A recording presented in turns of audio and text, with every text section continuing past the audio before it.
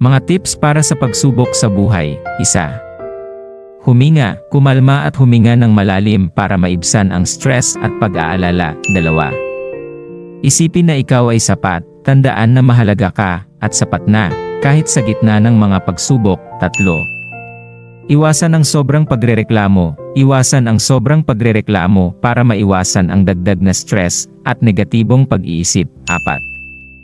Huwag pigilan ang iyong damdamin, tanggapin ang iyong mga damdamin, at huwag itong itago para makapagpatuloy sa pagharap sa mga hamon ng buhay. 5. Ipaalala sa iyong sarili na ang iyong kasalukuyan ay hindi forever.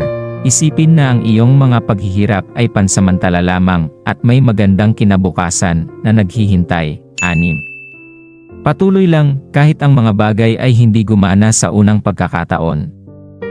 Huwag sumuko kahit kung ang lahat ay nagiging mahirap.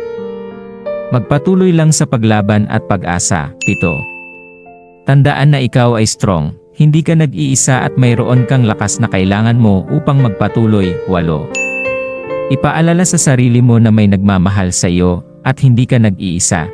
Ipaalala sa sarili na may nagmamahal at sumusuporta sa iyo at hindi ka nag-iisa sa mga pagsubok na ito.